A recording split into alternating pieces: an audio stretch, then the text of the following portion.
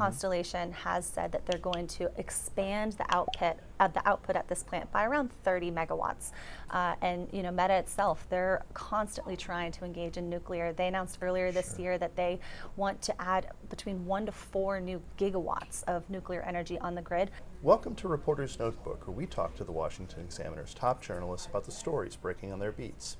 I'm Jim Antle, and I'm joined today by energy and environment reporter Callie Patteson. Callie, what the FERC is going on? It's been an unexpected overhaul at the Federal Energy Regulatory Commission. Am I saying it right? Yes. We love our acronyms in this government. We do. But yeah, so this week we saw that the White House is planning to replace sitting chairman Mark Christie with former FERC employee Laura Sweat.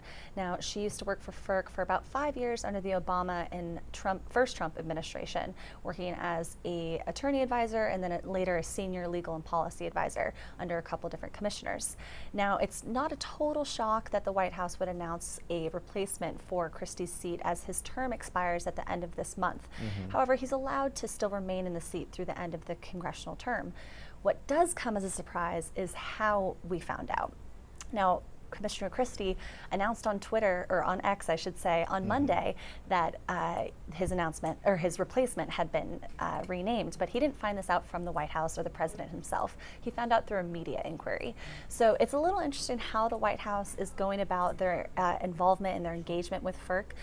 It's looking like that they're going to try to impose a bit more authority than past administrations here. Now, just back in April, the White House announced it was asking former Commissioner Willie Phillips to resign. Now, he was a Democrat, so if Ms. Sweat is confirmed by the Senate, it will still leave the commission in a 2-2 partisan split, but it will take some time for her to formally join the commission.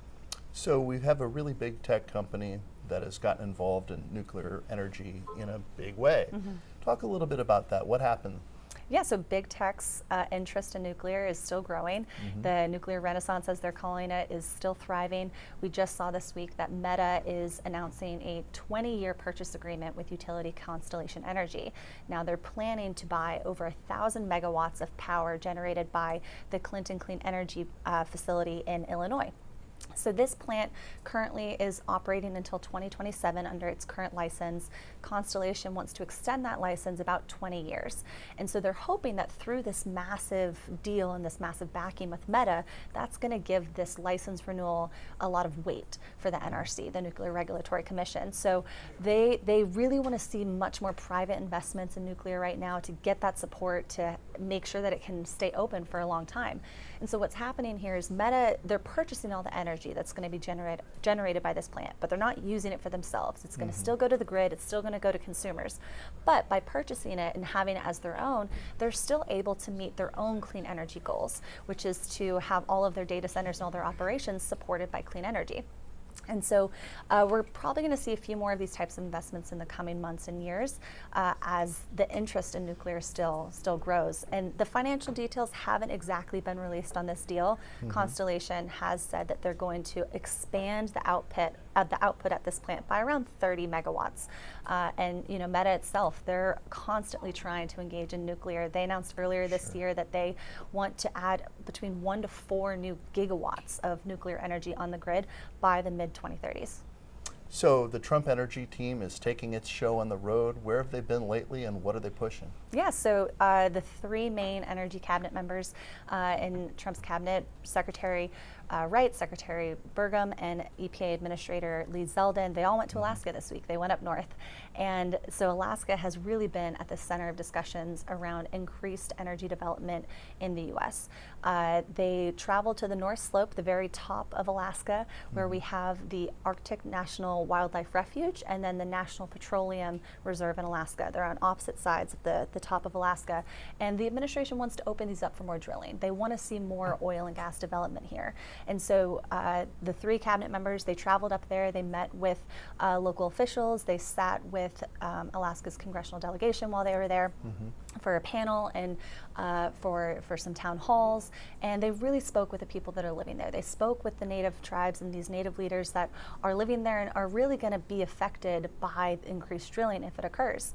Now, not only do they want to see more drilling, but they want to see more oil pushed through the existing Trans-Alaskan pipeline that goes throughout the state, and they also want to see the construction of the Alaska LNG pipeline, which would go from the North Slope all the way to the south of Alaska, where they would then be able to increase LNG exports to Asia. So there's a big push with the administration to really unleash Alaska's energy. We saw that on day one with some executive orders signed by the president, and we're still seeing it today through this visit. Now, it's not uncommon for cabinet members to go to different states for these types of meetings, but it is a little rare for all three to go at once and really have those hands-on meetings with folks. And so they were there for a couple of days. You know, Secretary Wright, he emphasized that these projects would really, really help the state. They would boost development, they would increase jobs, we would see new roads, and we're seeing a bit of support from the locals as well.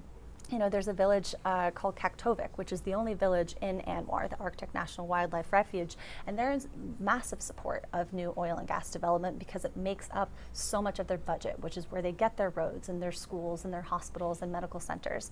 So we're going to see this develop over the coming months, but Alaska's not going anywhere, and this the administration wants to. That's very reassuring to know that Alaska's not going anywhere. The administration really wants to utilize everything it has. It takes a village to build an energy boom. Absolutely. Thank you, Callie. You can read Callie and subscribe to our Daily on Energy newsletter at washingtonexaminer.com.